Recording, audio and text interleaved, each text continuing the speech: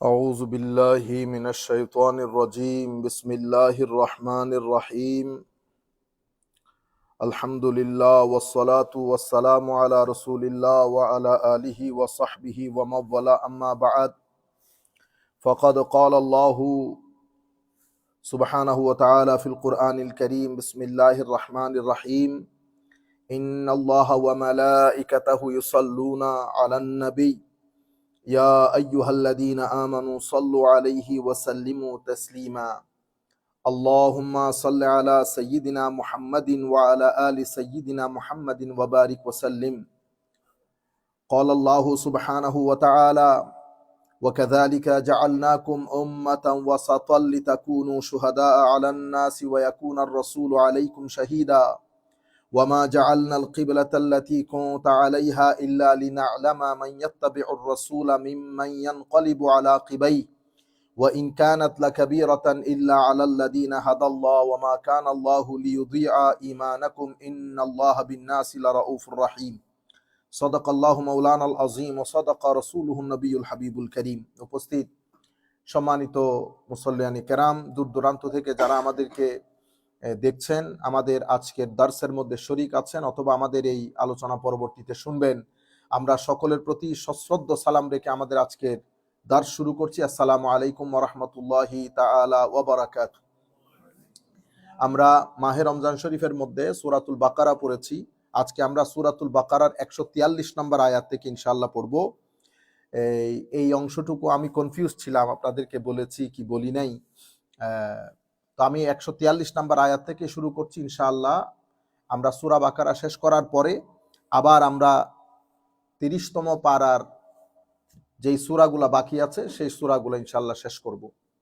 এই আয়াতের মধ্যে আল্লাহ রাব্বুল আলামিন উম্মতে মুহাম্মাদি সাল্লাল্লাহু আলাইহি ওয়াসাল্লাম, আমার নবীর উম্মতকে একটা খাস স্ট্যাটাস দান করেছেন এবং আমাদেরকে বলেছেন ওয়া কাযালিকা জাআলনাকুম উম্মাতান ওয়াসাতা, আমাদেরকে মধ্যমপন্থী উম্মত বানিয়েছে, মাঝখানে।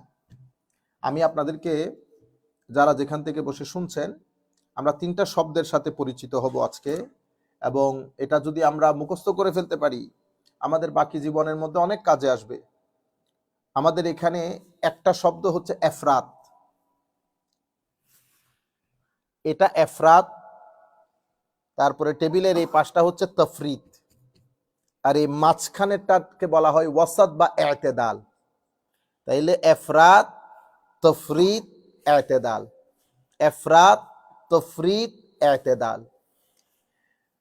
মানুষের মেজাজের মধ্যে বিভিন্ন মেজাজ, আমাদের সোসাইটির মধ্যে কিছু মেজাজ আছে, আমরা বলি না একেবারে বেশি সহজ সরল, তার সামনে দিয়ে আরেকজনকে মেরে কুটে কিলাইয়া চলে যাচ্ছে, সে কিছু বলতে পারে না, বেশি সহজ।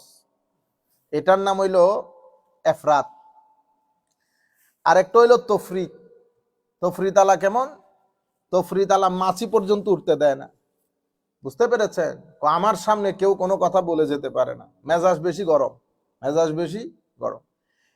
এগুলাকে অ্যাকোমোডেট করা সোসাইটির মধ্যে বড় কষ্ট হয়ে যায়। তো এই মেজাজ আলাটা হচ্ছে তফরিত, আর মাঝখানের জন হচ্ছে ইতিদাল। ইতিদাল মানে উনি বুঝেন কোনটা কোন সময়ে কোন জায়গায় রাখতে হয়।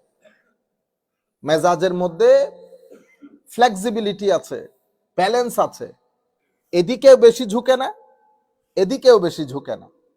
তাইলে একটা এফরাত, একটা তফরিত, আর একটা ইতিদাল। আমি যদি লিঙ্গুইস্টিকলি শাব্দিকভাবে আপনাদেরকে বুঝাই, তাহলে এফরাত হচ্ছে, ধরেন এটা পানির বোতল, এফরাত হচ্ছে বেচারা, মানে আমরা বলি না হি ইজ ভেরি কেয়ারফুল, এমন কেয়ারফুল, পানি ওই ডালতেছে না, এতটুকু পর্যন্ত আসছে, ডাললে আবার পড়ে যেতে পারে, বুঝতে পেরেছেন? বেশি সচেতন।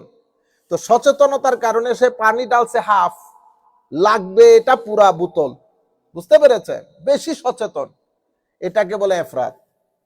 আরেকজন তফরিত, সে পানি ডাকবে 1 বোতল, সে নিয়ে আসছে 1 লিটার পানি, ডাইলা দিছে, তো ঢেলে দেওয়ার পরে কি হয়েছে, বাকিগুলো বাইরে পড়ে গেছে।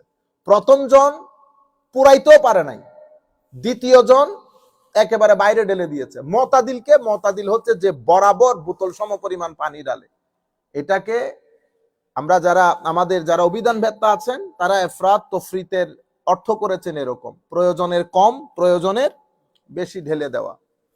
আমি যদি ডেমনস্ট্রেশন করি পবিত্র কোরআন থেকে, তাহলে আমরা এফরাত খ্রিস্টানদের কাজ। খ্রিস্টানদেরকে আল্লাহ রাব্বুল আলামিন আকীদার একটা ব্যালেন্স দিয়েছেন। তারা কি করলেন, তারা এই ব্যালেন্স গুলা ক্রস করে হযরতে ঈসা আলাইহিস সালাতু ওয়াস সালামের ব্যাপারে এমন এমন আকীদা পোষণ করা শুরু করলেন, বেশি মহব্বত। দেন তারা এটাকে আল্লাহর পার্ট করে ফেললেন। আল্লাহর পার্ট করে ফেলার পরে আমি দূর দূরান্ত থেকে যারা যারা শুনতেছেন, স্পেশালি আমি আমাদের উলামায়ে কেরামের বেশি দৃষ্টি আকর্ষণ করব এই বিষয়ের প্রতি। এটা অসম্ভব গুরুত্বপূর্ণ। আমরা যদি একটু কথাগুলো যেখানে যেখানে আমরা কথা বলার সুযোগ হয়, আমরা যদি কথাগুলো এভাবে রাখতে পারি, তাহলে আমাদের এখান থেকে গলুব এবং বিদআত আর আমাদের এখান থেকে বেয়াদবি অনেকটা কমে আসবে। এখন খ্রিস্টানরা মহব্বত করতে করতে ঈসা আলাইহিস সালাতু ওয়াস সালামকে আল্লাহর পার্ট করে ফেলেছে। এরপরে আল্লাহ হিসেবে কনসিডার করা শুরু করেছেন, আল্লাহর পার্ট, আল্লাহর সন্তান হিসেবে। এগুলা করার কারণে তাদের আকীদার ভিতরে গুলুফ ঢুকে গেছে, সীমালঙ্ঘন। কেন? ঈসা আলাইহিস ইসলামকে যেখানে রাখার জন্য বলেছেন সেখানে না রেখে আরেকটু উপরে ঠেলে দিয়েছেন। এটা আপনি উপরে ঠেলতে পারবেন? পারবেন না। আচ্ছা, এদের রেসপন্স হচ্ছে তফরিদওয়ালারা, ইহুদি। এরা কি করলো? এরা সম্মান তো দূরের কথা, আল্লাহর নবীদেরকে হত্যা করলো। বেশি সাবধান, বেশি সাবধান। তারা হত্যা করলো। তাদের মাধ্যমে আমাদের ধর্মের মধ্যে, আইডিওলজির মধ্যে উগ্রতা এবং বেয়াদবি ঢুকেছে। তাইলে বেদাত এবং গুলুব, সীমালঙ্ঘন, বাড়াবাড়ি ঢুকেছে খ্রিস্টানদের মাধ্যমে। তারা তাদের নবীর ব্যাপারে বাড়াবাড়ি বেশি করে ফেলেছে। আর ইহুদরা তারও একটু এদের রেসপন্স করতে গিয়ে তারা তাদের নবীদের সাথে যা মন চাই বিহেভ করত। হযরত মুসা আলাইহিস সালামকে বলেন, আমরা পুরা রমজান ব্যাপী শুনি নাই, আপনি একটা ব্যবস্থা করেন, আমরা আল্লাহকে সরাসরি দেখব। 3 দিন পরে আয়েশা বলতেছে, আপনি আল্লাহকে বলে আমাদের জন্য জান্নাতের খাবার দাবারের ব্যবস্থা করেন। তাইলে মুসা আলাইহিস সালামের সাথে ধারাবাহিক, তারা বুঝতেছে না নবীদের সাথে বিহেভ কেমনে করতে হয়, মুআমালা কেমনে করতে হয়। বুঝতে পেরেছেন? একদিকে বাড়াবাড়ি হয়েছে, আরেকদিকে বেয়াদবি হয়েছে। এটা এফরাত করেছে, এটা তাফরিদ করেছে। এটা এফরাতের মাধ্যমে দ্বীনের ভিতরে এমন এমন জিনিস ঢুকিয়ে দিয়েছে, এটাকে আমরা বলি গুলুব, মানে বাড়াবাড়ি, বিদআত, এমন জিনিস যেটা আল্লাহ করতে নিষেধ করেছেন। তাফরিদের মাধ্যমে আমাদের দ্বীনের ভিতরে উগ্রতা এবং বেয়াদবি ঢুকেছে। মাঝখানেরটা হচ্ছে ইতিদাল। ইতিদাল মানে আমি একেবারে এখানেও যাব না, একেবারে এখানেও যাব না, মাঝখান বরাবর থাকবো। ইতিদালকে বলা হয় ব্যালেন্স। ব্যালেন্স কিরকম? আমার নবীর সাহাবায়ে কেরাম, আমার নবীর সাহাবায়ে কেরাম আমার নবীকে সর্বোচ্চ সম্মান করেছেন, কিন্তু কখনো আল্লাহ বলেন নাই। বুঝতে পেরেছেন? আমার নবীকে কি করেছেন আপনি দেখেন, আমার নবী সাল্লাল্লাহু আলাইহি ওয়াসাল্লামের থুতু মুবারক নিয়ে মুখে বুকে লাগিয়েছেন। আমার নবীর অজুর পানি, আমার নবী অজু করেছেন, অজুর ব্যবহৃত পানি সাহাবায়ে কেরাম নিয়ে মুখে আর বুকে লাগাইতেন। আমার নবীর নখ মুবারক সাহাবায়ে কেরাম নিজেদের সাথে সংরক্ষণ করে রাখতেন বরকতের জন্য। যুদ্ধে যাওয়ার সময় সাহাবায়ে কেরাম আমার নবীর নখ মুবারককে নিজের সাথে রাখতেন বরকতের জন্য। আমার নবীর চুল মুবারককে সাহাবায়ে কেরাম নিজের সাথে রাখতেন। এবং জলিলুল কদর সাহাবী, সাচেস হযরত আবু উবাইদার মতো জলিলুল কদর সাহাবী, বুখারী শরীফের রওয়ায়াত। হযরত আনাসের পরিবারকে বলতেছেন, আমার কাছে যদি আমার নবীর একটা চুল মুবারক থাকতো, এটা দুনিয়ার সবচেয়ে বড় সম্পদ হিসেবে আমার জন্য কনসিডার হতো, নবীর চুল মুবারক। তাহলে অনেক সম্মান করেছে না? কিন্তু এই সম্মান করতে গিয়ে কোন কুরাইশ, কোন কাফের, কোন ইহুদ, কোন নাসারা কখনো বলতে পারে নাই নবীর সাহাবায়ে কেরাম নবীকে আল্লাহ বলে কনসিডার করেছেন। নবীর সাহাবায়ে কেরাম নবীকে সিজদা করতে শুরু করেছেন। কেন? সাহাবায়ে কেরামের মধ্যে ইতিদাল ছিল। সাহাবায়ে কেরাম আমার নবী সাল্লাল্লাহু আলাইহি ওয়াসাল্লামকে মানুষ হিসেবে জানতেন, তবে সেরা মানুষ। আমার নবীর কোনো মেসাল নাই, আমার নবী চোজেন, সিলেক্টেড নবী, যেরকম বলে সেরকম। ইহুদিদের মতো করে নাই, যার কারণে আমাদের দ্বীনের ভিতরে গুলুফ ঢুকে নাই, বেদাত ঢুকে নাই, আমাদের দ্বীনের ভিতরে উগ্রতাও ঢুকে নাই। কিন্তু দুই জিনিস আমাদের ভিতরে পরবর্তীতে সেক্টেরিয়ান হিসেবে, মানে আমাদের বিভিন্ন ফিরকা ওয়ারিয়ত, বিভিন্ন যে ইসলামের মধ্যে দল উপদল, ওদের মাধ্যমে ঢুকেছে, কিন্তু মেইন স্ট্রিম ইসলামের মধ্যে আসতে পারে নাই। যেমন আমাদের এখানে গুলুফ ঢুকেছে পরবর্তীতে, শিয়াদের মাধ্যমে। আমাদের শিয়া হাজারা যারা দেখেন, আমি আপনাদেরকে বলবো, কারো সাথে ব্যক্তিগত কোনো আক্রোশ ক্রোশ আমাদের নাই বেটায়, যেটা সত্য সেটা বলতে হবে। সুতরাং আপনারা মন খারাপ করলে আমাদের কিছু করার নাই বেটা, আমরা টেক্সচুয়ালি যেটা কারেক্ট সেই কথা বলতে না পারলে আর আমরা মাইক নিয়ে বসে লাভও বাকি। সুতরাং আপনারা মন খারাপ করলেও কোনো কিছু যায় আসে না, আপনারা মন ভালো রাখলেও কোনো কিছু যায় আসে না। আমি বলবো আপনারাও পড়েন, পড়ে সত্যটা জানার চেষ্টা করেন। এই শিয়াদের মাধ্যমে আমাদের দ্বীনের ভিতরে গুলুব এবং বেদাত ঢুকেছে পরবর্তীতে। তারা আইমাই আলে বাইত রাসূলের যে সদস্যগণ, এটা আমাদের মাথার উপর আমাদের আহলুস সুন্নাহ ওয়াল জামাত আমাদেরকে শিখিয়েছেন আলে বাইত রাসূলকে মহব্বত কেমনে করতে হয়, তাজিম কেমনে করতে হয়, আমরা সেটা করি। আমরা এখানে যারা আছি আমরা এক বাক্যে আলে বাইত রাসূলকে মাথার তাজ মনে করি, কিন্তু আমরা আলে বাইত রাসূল সম্পর্কে ওই আকীদা পোষণ করি না। আমরা তাদেরকে মাসুম বলি না, আমরা তাদেরকে আল্লাহ রাব্বুল আলামিনের পক্ষ থেকে সিলেক্টেড প্রতিনিধি মনে করি না। আমরা তাদের এভাবে শিয়াদের মধ্যে অনেক ধরনের আকীদা যেটা আমরা পোষণ করি না আহলুস সুন্নাহ ওয়াল জামাত। আপনারা যখন এই আকীদা পোষণ করবেন, এই আকীদার মাধ্যমে আমাদের দ্বীনের ভিতরে গুলু এবং বেদাত ঢুকেছে, গুলু এবং বেদাত ঢুকেছে। এইটা সীমালঙ্ঘন হতে হতে হতে হতে অনেকে আলে বাইত রাসূলের ইমামদের ব্যাপারে, আকীদার ব্যাপারে এত বাড়াবাড়িতে চলে গেছে, শেষ পর্যন্ত আলে বাইত রাসূলের ইমামদেরকে নবীদের কাতারে শামিল করে নিয়েছে। আমরা ওই জায়গার মধ্যে নাই। আবার এটার রেসপন্স স্বরূপ খারেজি, ইসলামের মধ্যে খারেজি সম্প্রদায়, ওনারা আবার একটু বেশি কেয়ারফুল হতে গিয়ে ওনারা আলে বাইত রাসূলের শানে বিয়াদবির বাজার গরম করেছে। এজন্য আমার নবী বলেছেন, আলী তোমাকে কোনো মুনাফিক কখনো পছন্দ করতে পারবে না। তারা আলে বাইত রাসূলের শানে, যেটা আপনারা বর্তমান যুগেও দেখছেন যে ধারাবাহিকতা, নবীর শানে কথা বলার সময় আমরা গ্রামার মেনটেন করি না, যা মন চাই তা বলি। তো এখান থেকে উগ্রতা যুগ হয়েছে, এখান থেকে গুলু যুগ হয়েছে, যাদের মাধ্যমে হয়েছে এক দলকে আমরা শিয়া বলি, অন্য দলকে আমরা খারেজি বলি, মাঝখানেরটাকে বলে আহলুস সুন্নাত ওয়াল জামা। ওনারা এই দলেও যায় না, ওনারা ওই দলেও যায় না, মধ্যম পন্থা অবলম্বন করে। এই কারণে আমার আল্লাহ বলেছেন, ওয়া কাযালিকা জাআলনাকুম উম্মাতাও ওয়াসাতা। উম্মাতা ওয়াসাতার মধ্যে আমাদের সমস্ত মুফাসসিরিনে কেরাম, আপনারা যারা প্রাইমারিলি ওয়াজ তাকরীর করেন এবং বিভিন্ন জায়গায় পড়ান, আমরা বলবো যে দুই তিনটা তাফসীর যদি আপনারা প্রাথমিকভাবে অধ্যয়ন করেন, আমার মনে হয় জাতীয় উপকৃত হবে, আমরাও উপকৃত হব, আপনারাও উপকৃত হবেন। বিশেষ করে যে কোনো আয়াতের ব্যাপারে ইবনে কাসির আপনারা কনসাল্ট করতে পারেন। ইবনে কাসিরের মধ্যে যে জিনিসটাই আসবে সেটা আবার কুরতুবী আর একটু ফারদার, হুকুম আহকাম কুরতুবীর মধ্যে বেশি। কিন্তু আপনারা যদি বর্তমান সময়কে সামনে রেখে তাফসীরের বিষয়গুলোকে ভালো করে অনুধাবন করতে যান, তাহলে আমরা আপনাকে বলবো ইমাম রাজির তাফসীরে কবির, মাফাতিহুল গায়ব, তাফসীরে কবির নামে বেশি পরিচিত, এটা আপনারা কনসাল্ট করতে পারবেন। আমি এখন যে কথাগুলা বলবো আপনারা এই 3-4 ইমাম বাগাবী সহ, তারপরে আমার শ্রদ্ধেয় উস্তাদ হুজুর আল্লামা শেখ সাঈদ তানতাবী রহমতুল্লাহি আলাইহি, আল আজহার বিশ্ববিদ্যালয়ের সম্মানিত প্রেসিডেন্ট ছিলেন, হুজুরের তফসিরের কিতাবও সব তফসিরের একটা মগজ হুজুরের তফসিরের কিতাবের মধ্যে পাওয়া যায়। সুতরাং রেফারেন্স হিসেবে আমি আপনাদেরকে 3টা 4টা 5টা তফসিরের কিতাবের কথা বলেছি।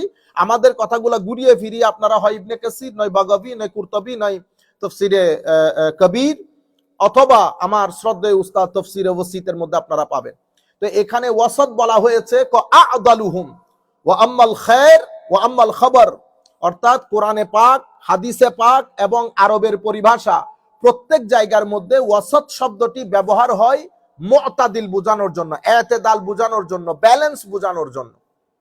আচ্ছা, তাইলে আল্লাহ রাব্বুল আলামিন আমাদেরকে গুলুম করার জন্য পাঠাই নাই। আমি আরেকটা এক্সাম্পল দিলে আপনারা বুঝতে পারবেন পুরা বিষয়টা। যেমন জিয়ারত,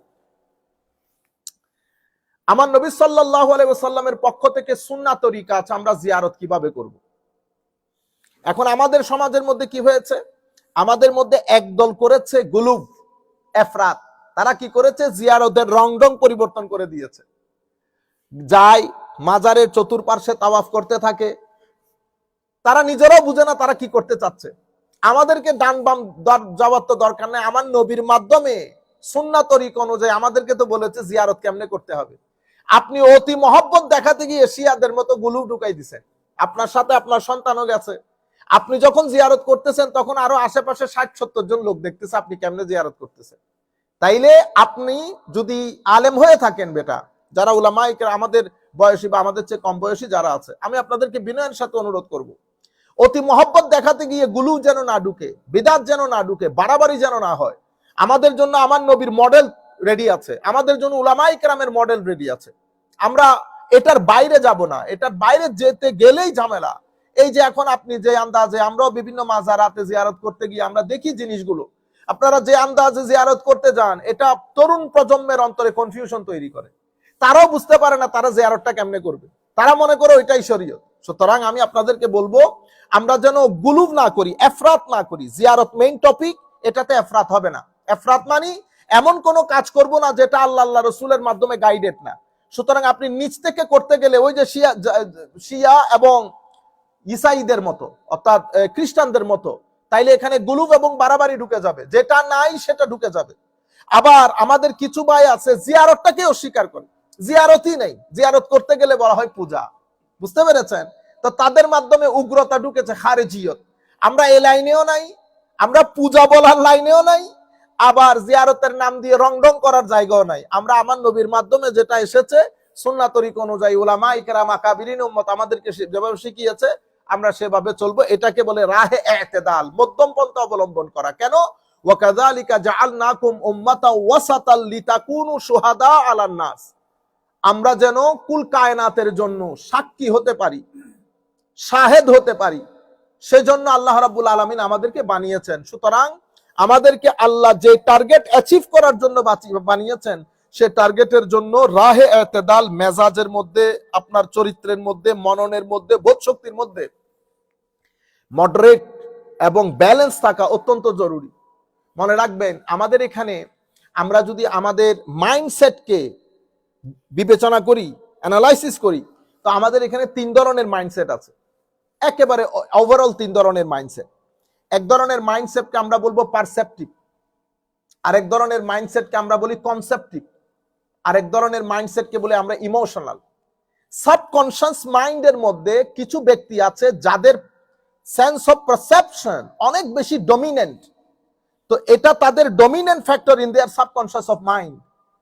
এই যাদের ভিতরে পারসেপশনের এই অ্যাসপেক্টটা অনেক ডমিনেন্ট থাকে, তারাই সোসাইটির মধ্যে doctor, engineer, law maker, policy maker, বা ইভেন স্কুল কলেজের মধ্যে যারা খুব ভালো ভালো রেজাল্ট করে, তারা হচ্ছে তাদের পারসেপশন, তাদের পার্সোনালিটির ভিতরে আমার আল্লাহ বানানোর সময় সেন্স অফ পারসেপশনের জিনিসটা বেশি ঢেলেছেন।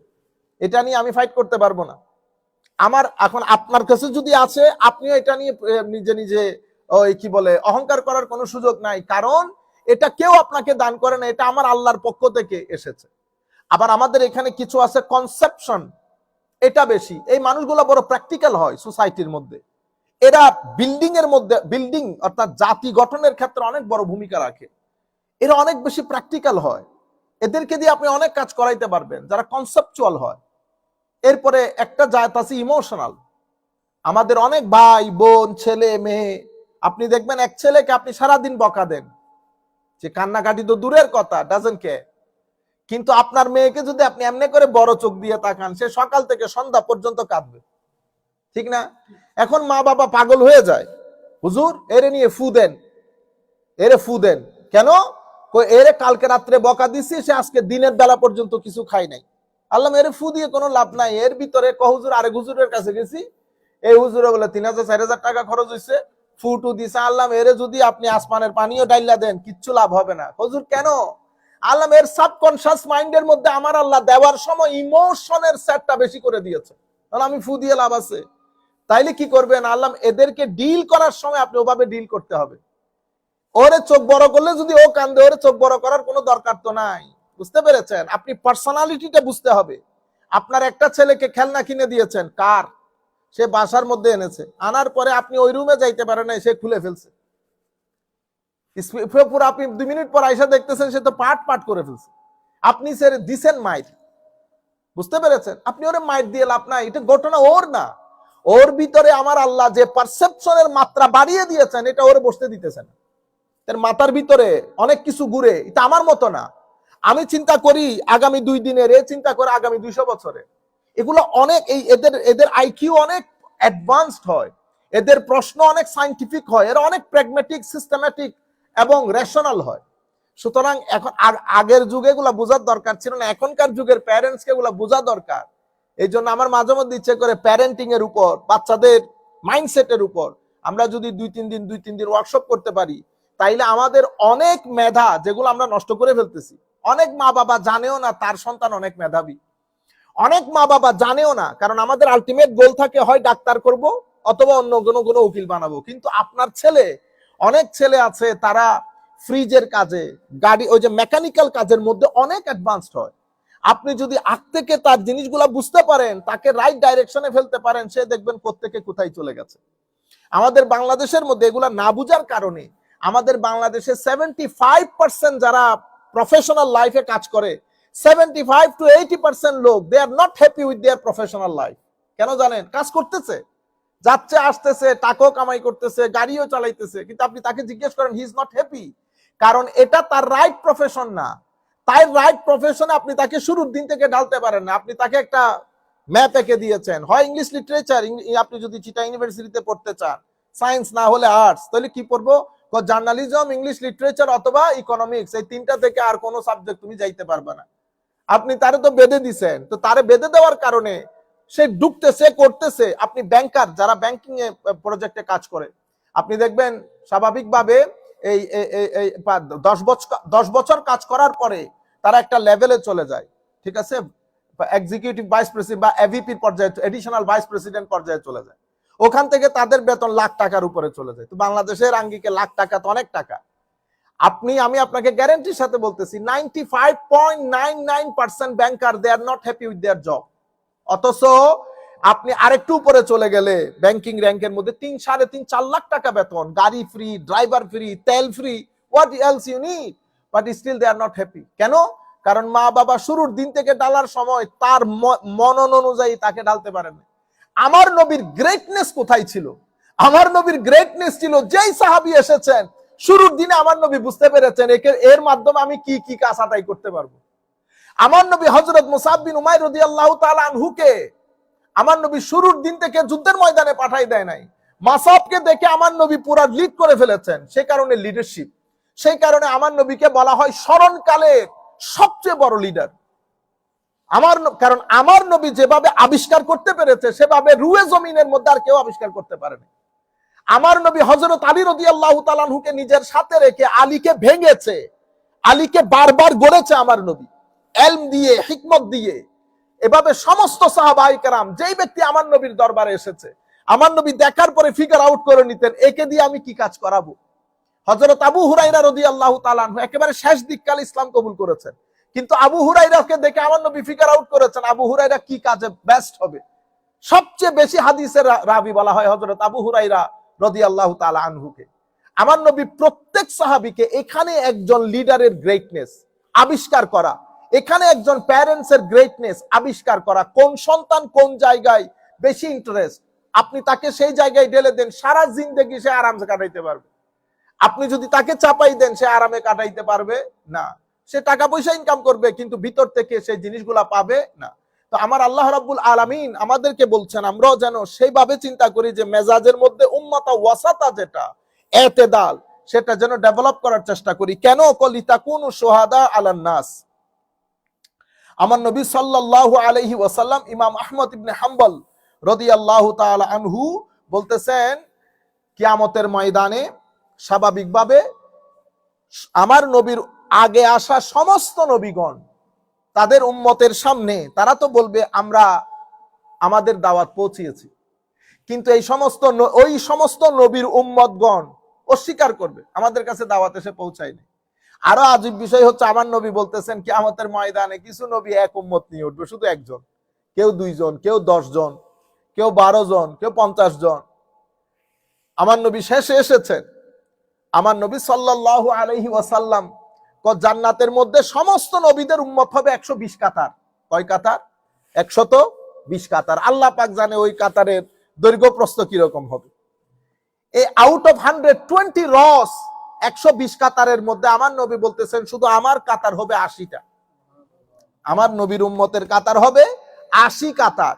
বাকি হযরত আদম আলাইহিস সালাম থেকে ঈসা আলাইহিস সালাম পর্যন্ত যত নবী এসেছেন সবার কাতার মিলে যা হয়, আমার নবীর উম্মতের কাতার সবচেয়ে বেশি কাতার। সবাই অস্বীকার করবে।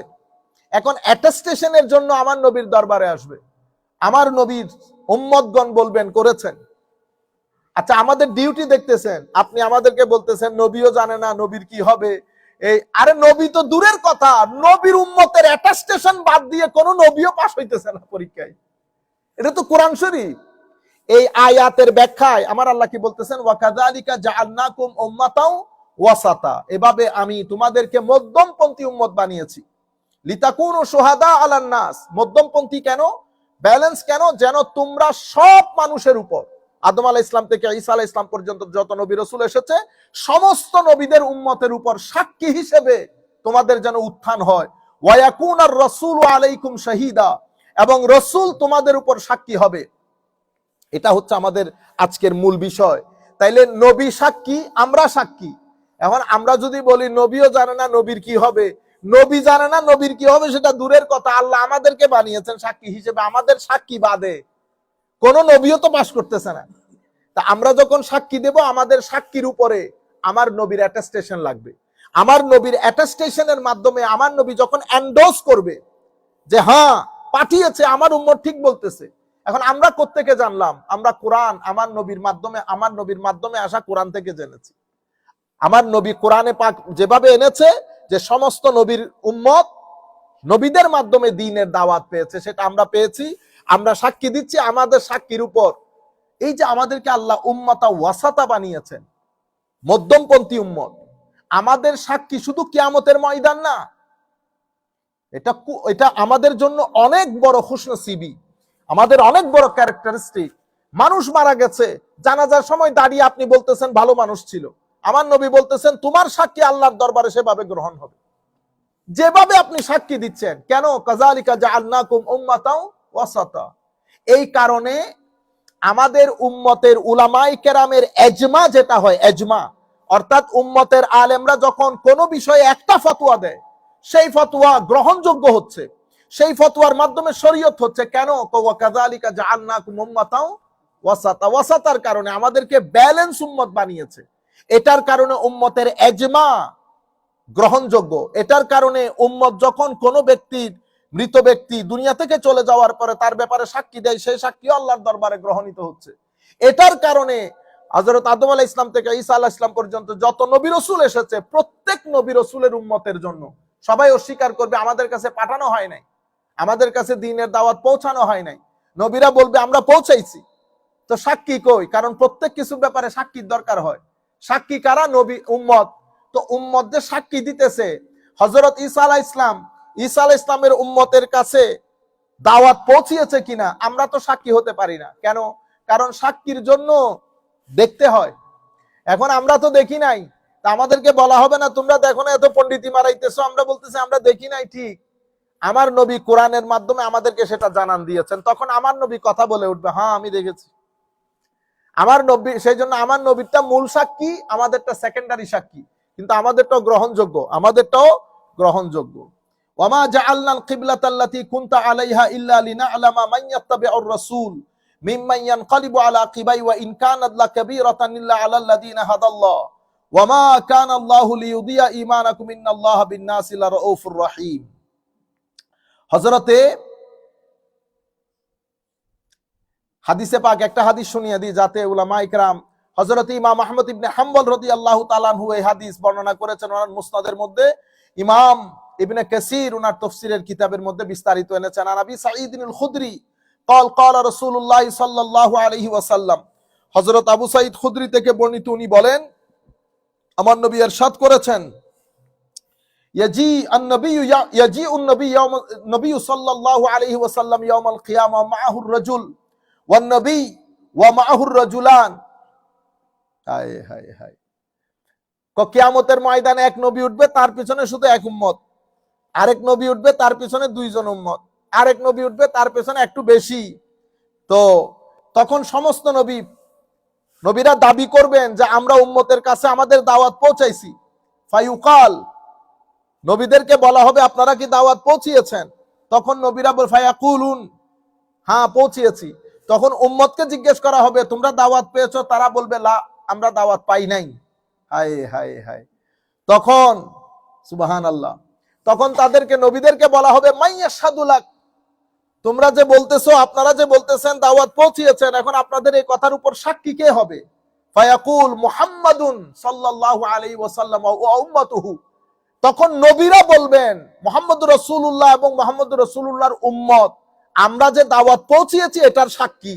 তাইলে নবীরা আমাদেরকে সাক্ষী হিসেবে কি করতেছেন? ইয়ানি all the prophets, they are presenting us as witness for them. And you talking about the status of my prophet in the day of judgment. Forget about the status of my prophet in the day of judgment. Whereas we are the witness, not for the ummah, but for the prophets. Right from Adam to Hazrat Isa alayhi salatu wassalam. This is the status of the ummah of Holy Prophet sallallahu alayhi wasallam. Now think about the status of the Holy Prophet sallallahu alayhi wasallam. নবীরা বলতেছেন, নবীদেরকে যখন বলা হচ্ছে আপনাদের মতের সপক্ষে সাক্ষী কে, তখন ওনারা বলতেছেন আমাদের মতের সপক্ষে সাক্ষী মুহাম্মদুর রাসূলুল্লাহ এবং তার উম্মত। এরপরে আমার নবীকে আনা হবে, আমার নবীর উম্মতদেরকে হাজির করা হবে, জিজ্ঞেস করা হবে ইনারা কি ওনাদের উম্মতের কাছে দাওয়াত পৌঁছিয়েছেন? ফায়াকুলুনা নাআম ফায়ুকাল ওয়া মা ইলমুকুম, তখন আমরা সমস্ত উম্মত মিলে বলবো হ্যাঁ, সমস্ত নবী তাদের উম্মতের কাছে দাওয়াত পৌঁছিয়েছে। আমাদেরকে জিজ্ঞেস করা হবে দাওয়াত যে পৌঁছিয়েছে এটা তোমরা কেমনে জানো? ওয়া মা ইলমুকুম, তোমরা কেমনে জানো? ফায়াকুলুন, তখন সমস্ত উম্মত বলবে জাআনা নবিয়ুনা সাল্লাল্লাহু আলাইহি ওয়াসাল্লাম ফাআখবারানা আন্নার রুসুল ক্বাদ বাল্লাগু, আমাদের নবী আমাদের কাছে এসে আমাদেরকে বলেছেন সমস্ত নবীরা তাদের উম্মতের কাছে দাওয়াত পৌঁছিয়েছে। পুরা হাদিসের মধ্যে ইমাম আহমদ ইবনে হাম্বল বিস্তারিত এনেছেন। অতঃপর এটা বলার পরে ফাযালিকা কওলুহু আযজা ওয়া জাল ওয়া কাযালিকা জাআলনাকুম উম্মাতান ওয়াসাতা, এর পরবর্তীতে আচ্ছা ইমাম হাকিম ওনার মুস্তাদরাকের মধ্যে আরেকটা খুব দারুণ হাদিস এনেছেন। এই হাদিসের মধ্যে জাবির বিন আব্দুল্লাহ ক্বালা শাহিদা রাসূলুল্লাহ সাল্লাল্লাহু আলাইহি ওয়াসাল্লাম জানাজা ফি বানি সালামা, সালামা গোত্রের এক জানাজার মধ্যে আমার নবী শরীক হয়েছেন। শরীক হওয়ার পরে ফাকালা বা'দুহুম ওয়াল্লাহি ইয়া রাসূলুল্লাহ লা নি'মাল মারউ কান, মানুষজন এসে জানাজার পরে আমার নবীকে বলতেছে হুজুর এই মানুষটা খুব ভালো ছিল, খুব ভালো ছিল। হায় হায় হায়, লাকাদ খানা আফিফা মুসলিমা, হায় ওয়া কানা কাজা কাজা কাজা, বলতেছে হুজুর মানুষটা খুবই ভালো ছিল, খুব ভদ্র, খুব নম্র, বড় সাচ্চা মুসলমান ছিল।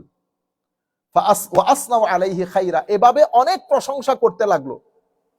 এটা শোনার পরে আমার নবী বলতেছেন ফাকালা রাসূলুল্লাহ সাল্লাল্লাহু আলাইহি ওয়াসাল্লাম আনতা বিমা তাকুল, এই ব্যক্তির ব্যাপারে তোমরা যেভাবে সাক্ষী দিচ্ছ সেভাবে ওই ব্যক্তি আল্লাহর দরবারে কনসিডার হবে।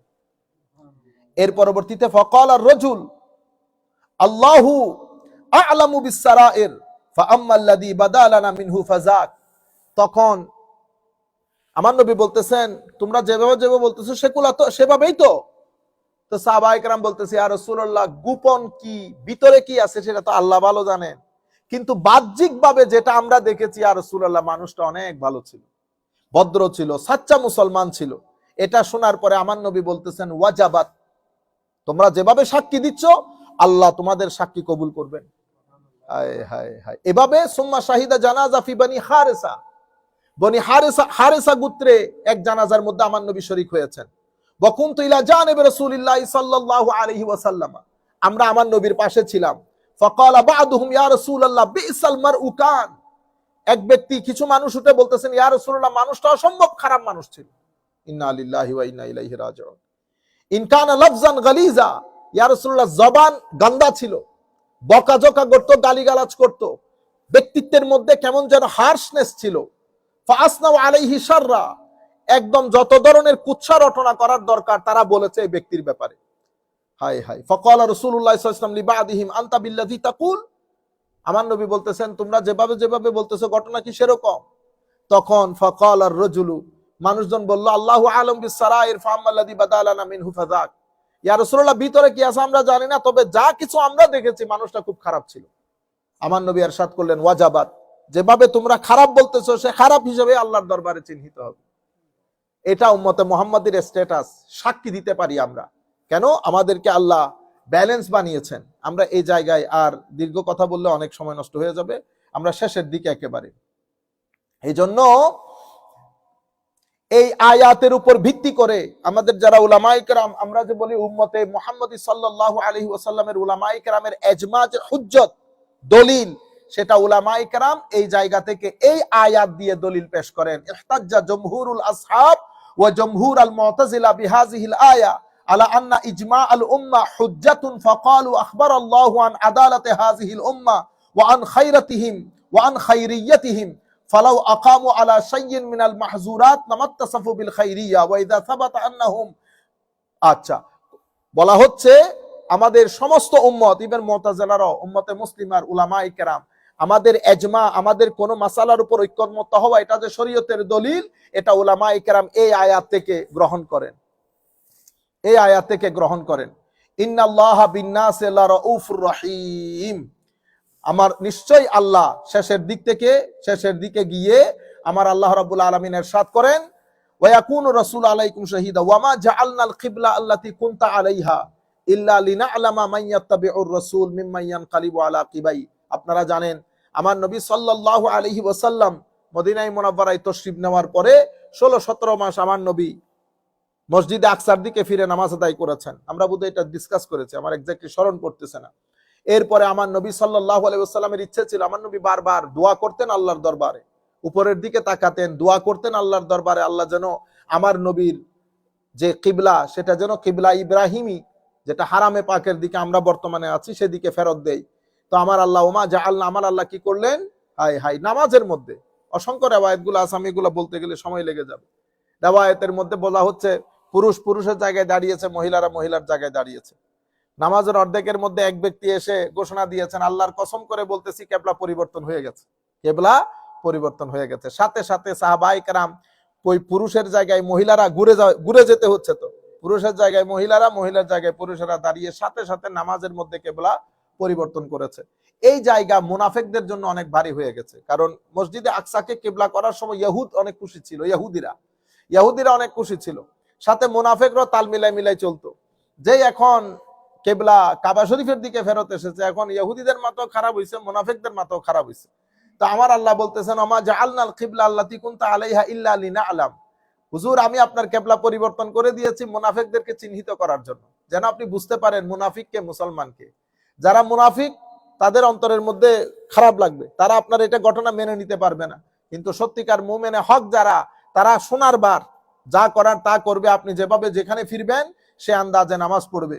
মাইয়াত্তাবিউর রাসূল মিম্মান ইয়ানকালিবু আলা আকিবাই ওয়া ইন কানাত লাকাবীরাতান ইল্লা আলাল্লাযিনা হাদাল্লাহ। এই ঘটনা সবার জন্য মেনে নেওয়া সম্ভব না। ওয়া মা কানা আল্লাহু লিইউদিয়া ঈমানাকুম ইন্নাল্লাহা বিন-নাসি লারাউফুর রহিম। মানুষ, আল্লাহ রাব্বুল আলামিন মানুষের প্রতি অনেক দয়াশীল, ক্ষমাশীল, কৃপাশীল। এর পরবর্তীতে قد نرى تقلب وجهك في السماء فلنولينك قبلة ترضاها فولي وجهك شطر المسجد الحرام وحيثما كنتم فولوا وجوهكم شطرا وإن الذين أوتوا الكتاب ليعلمون أنه الحق من ربهم وما الله بغافل عما تعملون قد نرى تقلب وجهك في السماء। হাবিব, আপনি যে আকাশের দিকে তাকাচ্ছেন কিবলা পরিবর্তন করে দেওয়ার জন্য, এটা আপনার রব ভালো করে অবলোকন করেছে। ফালানুওয়াল্লিয়ান্নাকা কিবলাতান তারদাহা, অতএব আমি আপনাকে বলছি, আপনি যেদিকে আপনার মন চায় আপনি সেদিকে ঘুরে যান, যেদিকে আপনার মন চায়, जिस जगह को आप किबला के तौर पे पसंद फरमाएंगे वही किबला हो जाएगी। قد نرى تقلب وجهك في السماء فلنولينك কিবলাতান তারদাহা, যেটা আপনার পছন্দ। ফাওয়াল্লি ওয়াজহাকা শাতরাল মসজিদিল হারাম, হুজুর আপনি মসজিদে হারামকে কিবলা হিসেবে গ্রহণ করেন।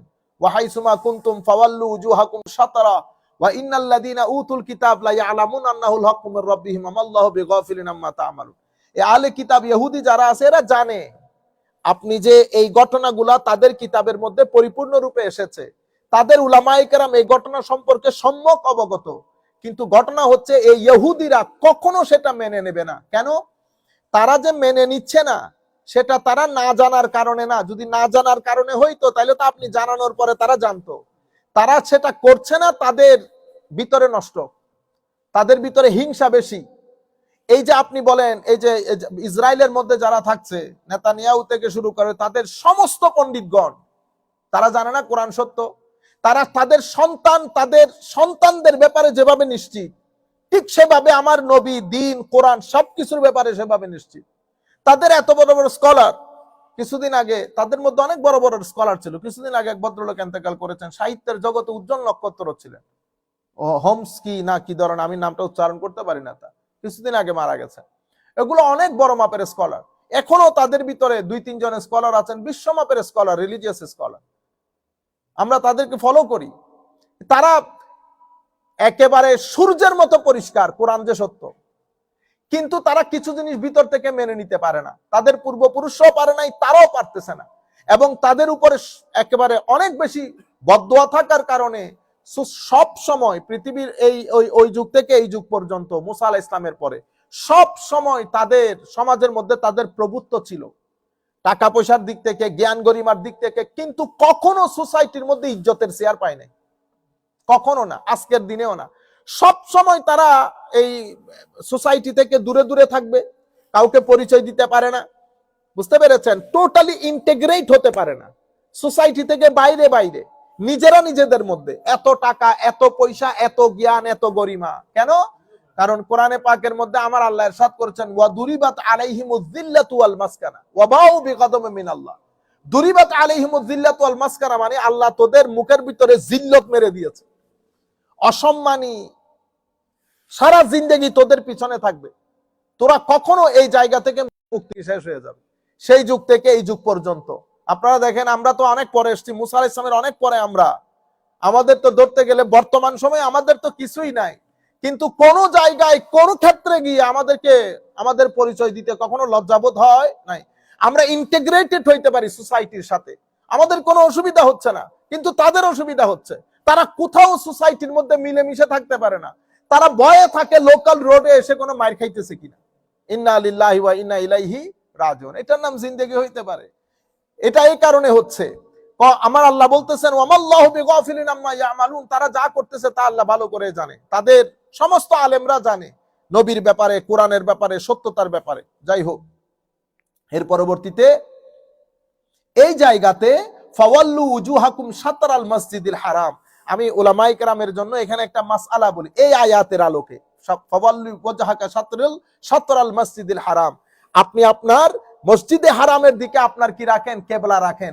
তো এই আয়াতের উপর ভিত্তি করে মাসআলা এসেছে, ওয়াকাদ ইস্তাদাল্লাল মালিকিয়াতু বিহাযিহিল আয়া আলা আন্নাল মুসাল্লি ইয়ানজুরু আমামাহু, মুসাল্লি নামাজে দাঁড়ানোর পরে তার দৃষ্টি কোথায় থাকবে, এটা নিয়ে উলামায়ে কেরামের মধ্যে ইখতিলাফ হয়েছে।